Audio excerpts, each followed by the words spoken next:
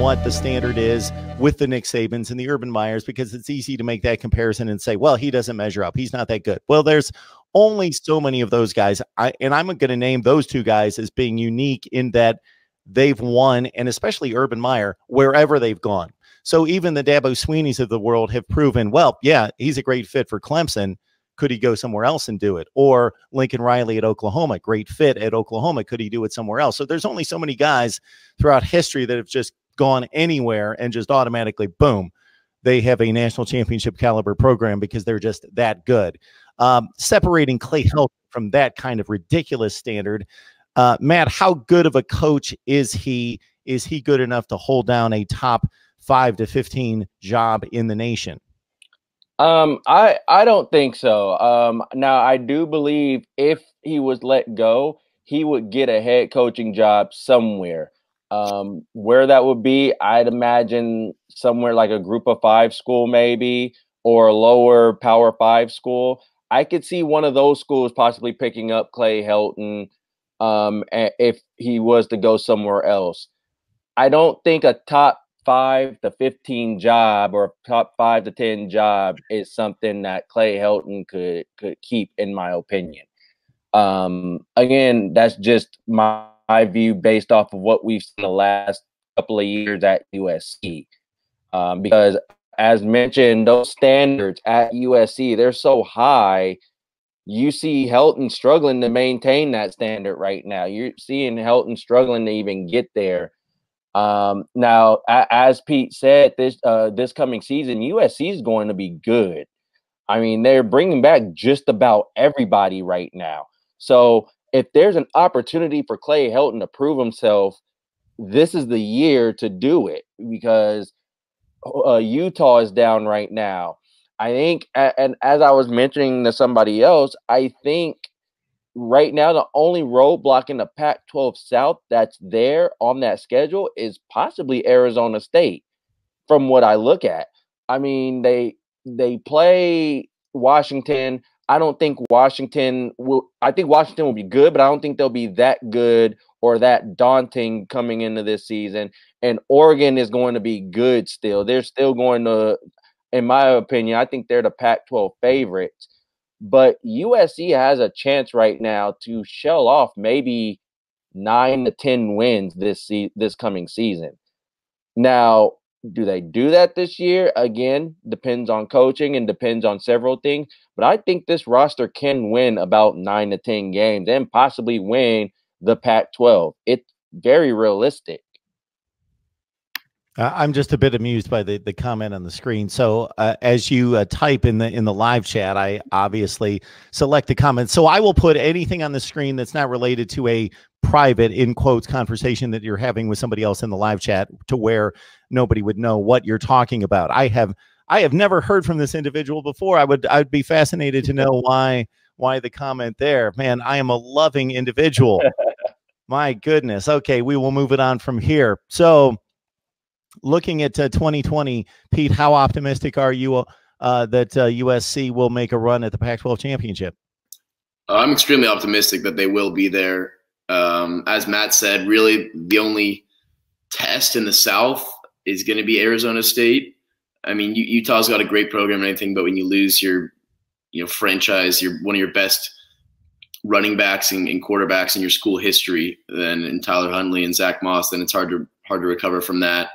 So really, I think USC should own the South. They have it's a very veteran-laden team, like I said. You got Keaton Slovis coming back with JT Daniels, a 5-star, backing him up.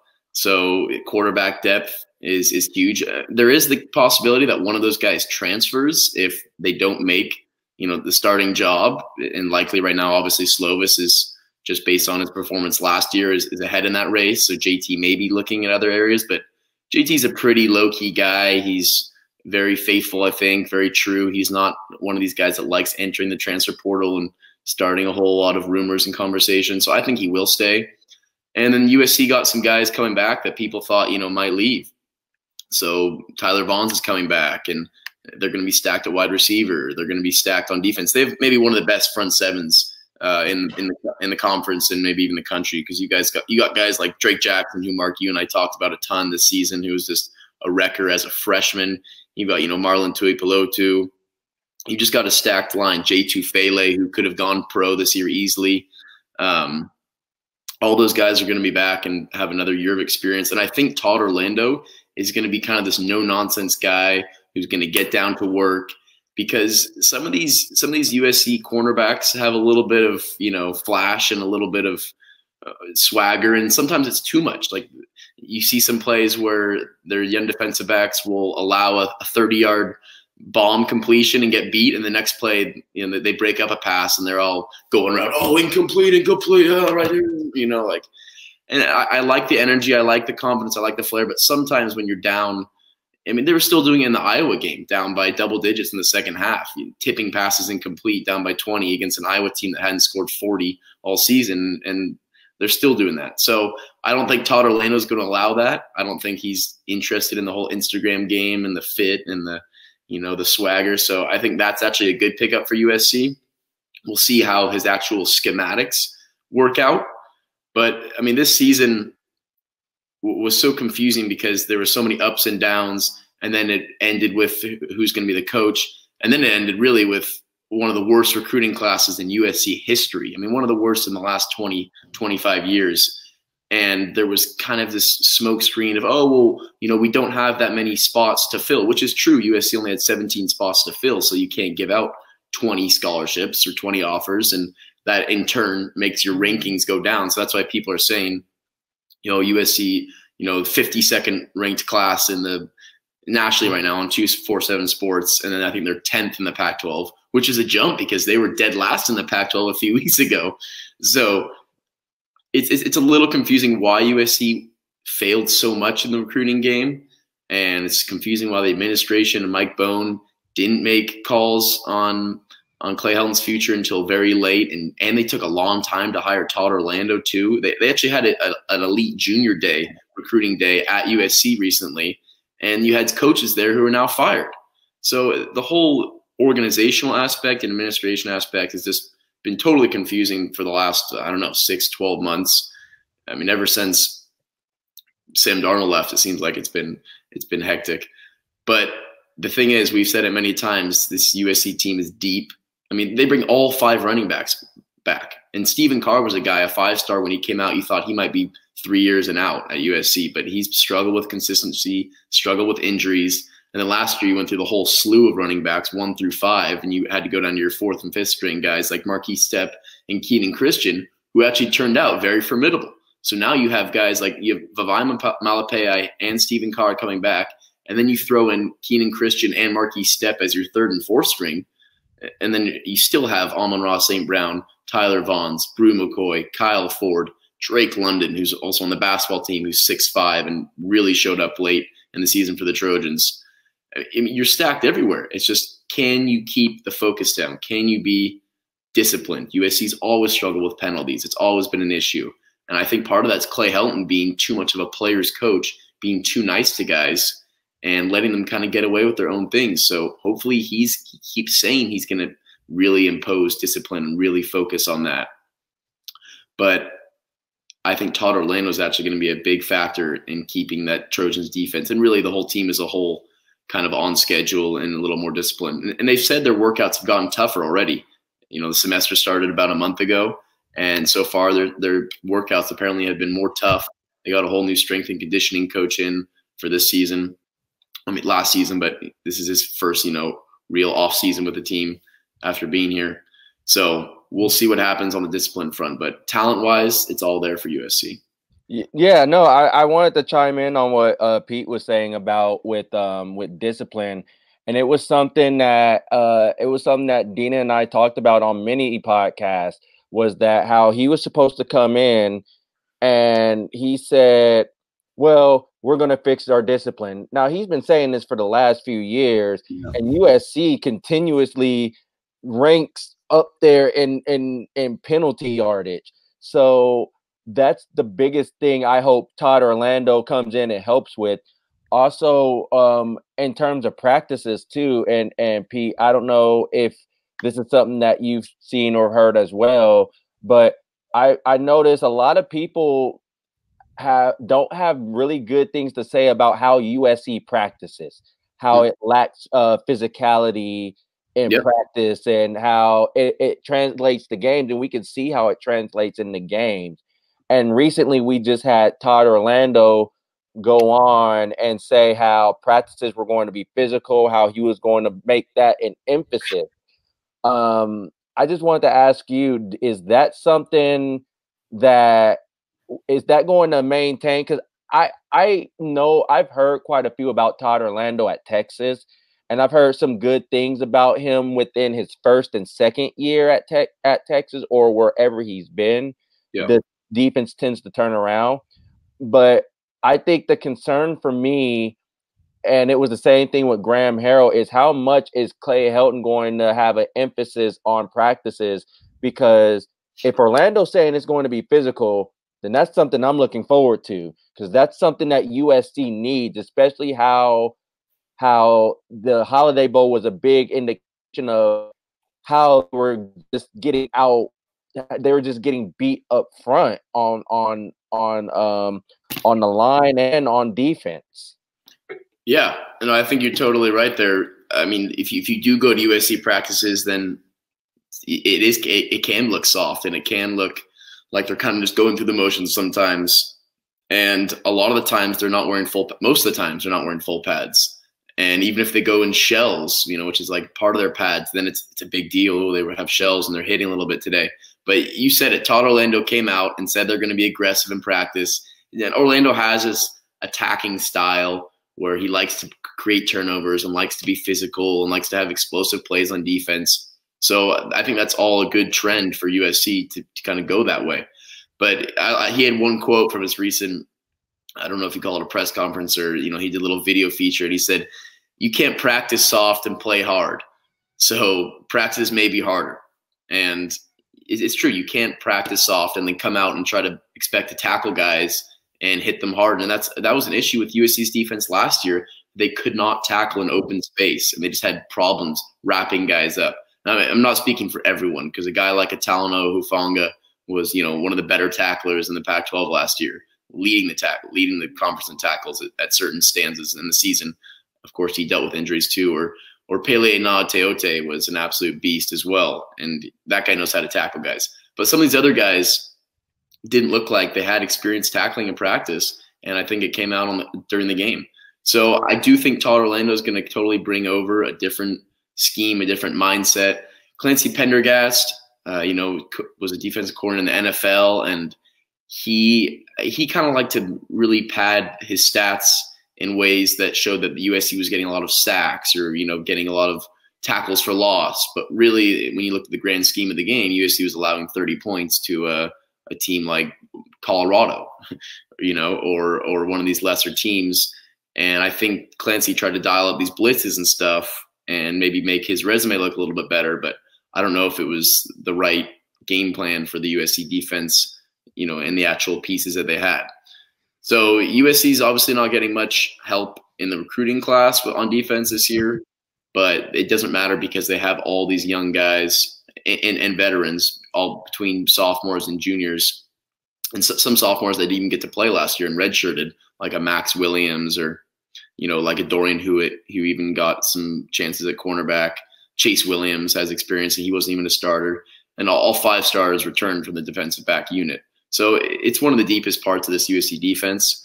And Todd Orlando, it's going to be interesting because he was kind of a scapegoat, some said, in Texas, that, because of their lack of results on defense, that and as a team as a whole, that he was kind of the scapegoat. And, Tom Herman decided that he was the one that had to go, and his entire pretty much defensive staff. So you were correct, Matt, in that people like when he goes somewhere new. It's a really quick change, and there's positives that come out right away from his defensive scheme. And when he gets with players, they kind of change their mindset and everything. So he has been good changing on the fly and making an impact fairly quickly.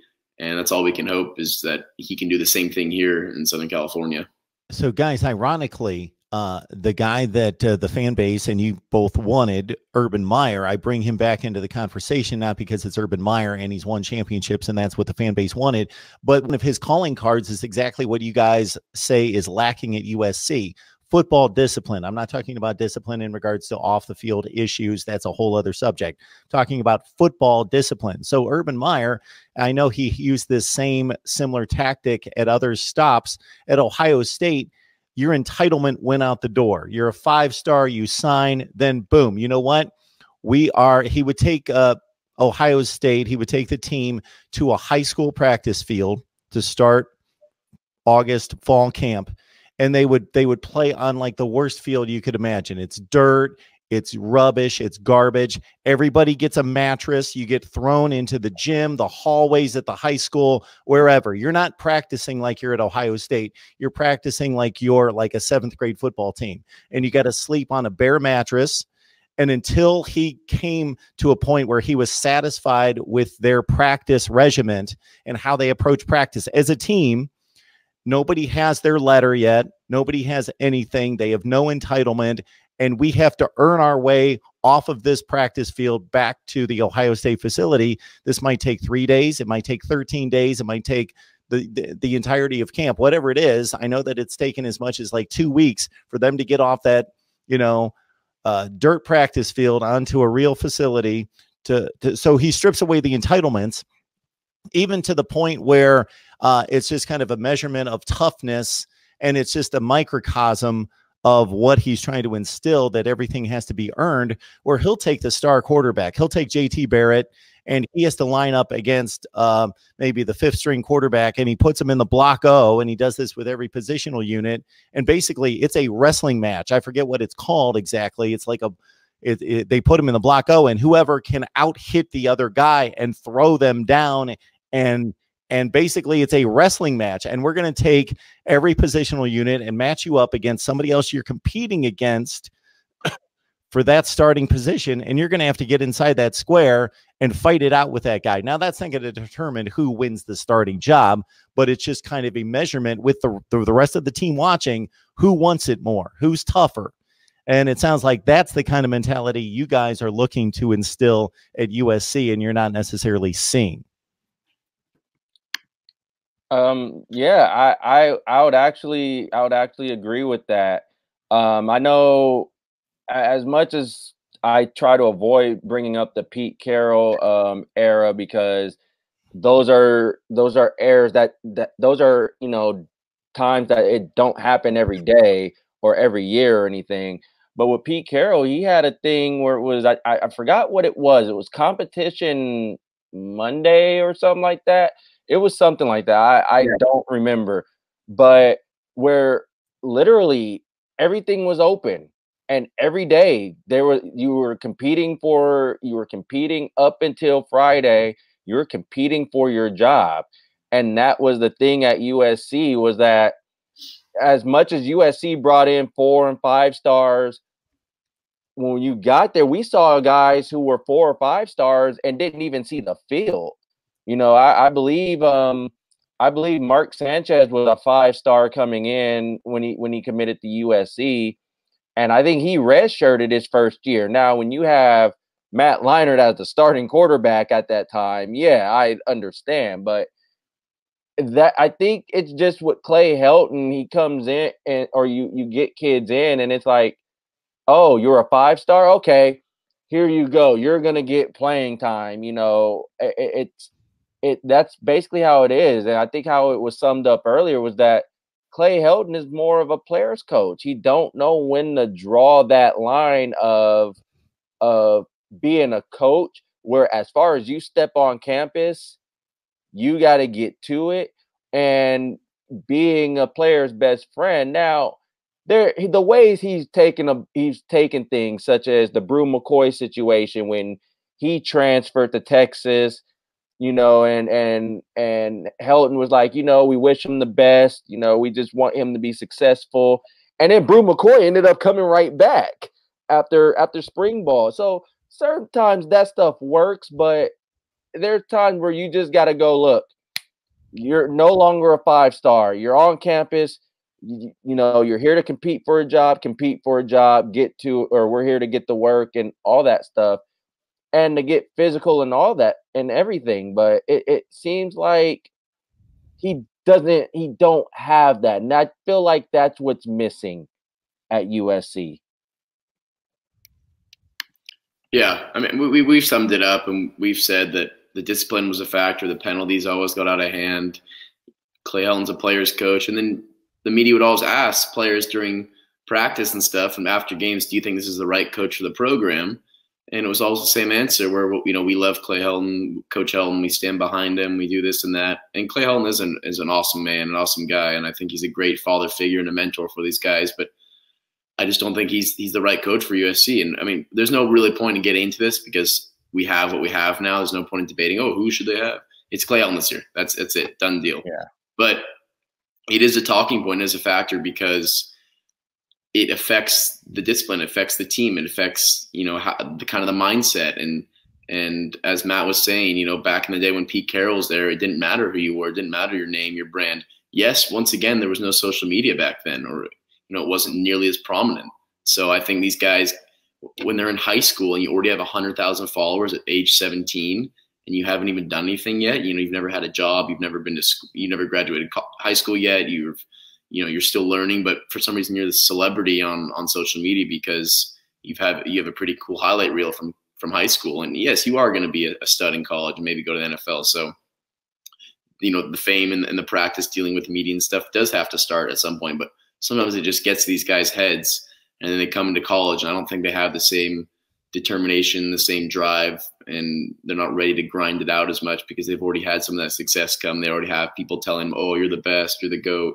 You're gonna easily do this at SC." And that's just like a little stepping stone to when you make the big bucks.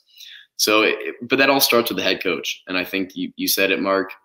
Urban Meyer didn't care when he was at big time programs with big time players. He made the players realize that it doesn't matter what your name is, how many stars you have next to your name. It matters who the person you are, who the player you are on the field. And I think that Clay can turn some of that around this year. I think that he's had so much pressure from the outside that people keep telling him that he needs to be more disciplined. This team needs to have a little more determination and grit in them. And I think that will happen. I don't think it'll happen to the extent that every USC fan wants. And it's going to be really interesting to see how many fans actually do, quote unquote, boycott, the Coliseum and not show up to games. Obviously, the Coliseum is still going to have people full, and it's still going to be, the campus is still going to be full of people drinking Bud Light on a Saturday. People aren't going to miss out on that. But I think financially, USC is going to lose some money from some of these donors, and people are tired of it. People paid to have a banner flown over the Coliseum 2 seasons ago that said, "Lynn Swann, fire Clay Helton." They paid thousands of dollars for that plane to fly. And that was 2 years ago. And that's not cheap. Exactly. And now they're threatening to, take away some of these donations and take away some of these season ticket packages. And maybe it won't be such of an imprint where you actually financially it hurts USC, because USC is full of money and continues to raise their tuition by a couple $1,000s per year. So I think they'll be okay. But it's more of the social aspect and kind of the public outlook where, hey, people are actually not going to games as much anymore. And it is sad because USC is going to be really good next year. So I think winning will cure a lot of things, but then we're going to be right in this back same conversation next year. Should Clay stay or should he be fired? I know all the fans want him fired regardless if USC goes undefeated, but I mean, what if USC, okay, let's say they're for sure losing against Alabama in week 1. I mean, they have a chance to win every other game the rest of the year. And I have them winning every other game other than really Oregon and Notre Dame at home. But other than that, the Pac-12 kind of takes a step down. It's sort of a soft schedule. They get UW at home, and UW's not as good as they were last year. Oregon's on the road, but it's without Justin Herbert. And so it's just going to come down to, is USC going to play their way into gaining back the trust in the fans with Clay Helton, or is it going to be another debacle, and is Clay Helton going to be, a lame duck sitting there in November, everyone knowing his fate?